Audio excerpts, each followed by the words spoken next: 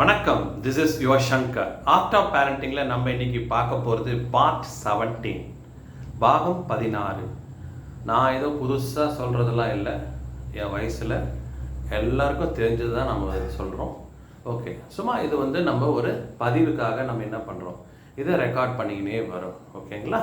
Right. இன்றைக்கி நம்ம பார்க்க போகிறது குழந்தைங்களோட பிடிவாத குணம். நான் சமீபத்தில் மெரினா பீச் போயிருந்தேன். அப்போ நான் பார்த்தேன், ஒரு குழந்தை அது ஒரு 8வது கூட இருக்கும், அது மாதிரி இருக்கும், 8வது 7வது இருக்கும். அவ்வளோ அடம் பிடிச்சிக்கின்னு அப்படியே அங்கே நிற்குது. அப்படியே இதெல்லாம் வேணும், இந்த பொம்மை மாதிரி இருக்குல்ல, ரோபோட் பொம்மை மாதிரி இருக்கு பாருங்க.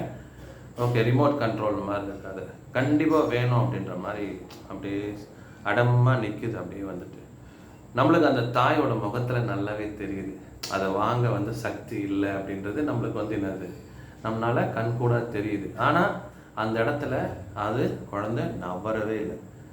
அவ்வளோ பெரிய குழந்தை அடம் பிடிச்சி நம்ம இது மாதிரி நிறைய இடத்துல பார்த்துருக்குறோம்.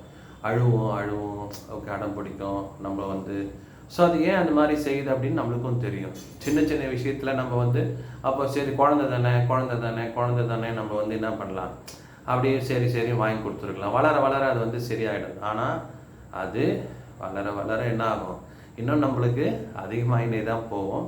ஸோ நம்மளோட கஷ்டத்தை குழந்தைக்கு புரிய வைக்க ட்ரை பண்ணணும்.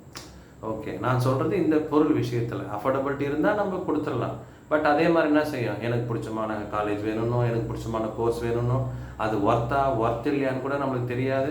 இப்படியே அது என்ன ஆகும், தொடர்ந்துனே தான் போகும். அது வாழ்க்கைக்கு நம்மளுக்கு அந்த பிடிவாத குணமுள்ள பையன் பொண்ணு அப்படின்னு சொல்லிட்டு என்ன சொல்லுவாங்க, நம்மளை சொல்லிடுவாங்க.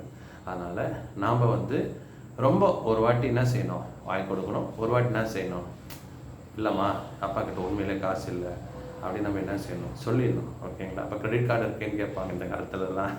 அதெல்லாம் எப்படி மேனேஜ் பண்ணுறதுன்னு என்னால் சொல்ல தெரியல. ஓகேங்களா? ஸோ ஆனால் எப்படி இருந்தாலும் என்ன செய்யணும், நான் இன்றைக்கி பதிவு பண்ணுற என்ன கருத்து அப்படின்னா, அந்த பிடிவாத குணத்தை நம்ம ஒரு 12 இயர்ஸ் முன்னாடியே நம்ம என்ன செய்யணும், அதை நம்மளோட கண்ட்ரோலுக்கு கொண்டு வரணுன்றது தான் இந்த பாகத்தோட நிறைவு பகுதி. நன்றி, வணக்கம். உங்களுக்கு இந்த வீடியோ பிடிச்சிருந்ததுன்னா உங்கள் ஃப்ரெண்ட்ஸுக்கு நீங்கள் ஷேர் பண்ணுங்கள். ஓகே, சப்ஸ்கிரைப் பண்ணுங்கள்.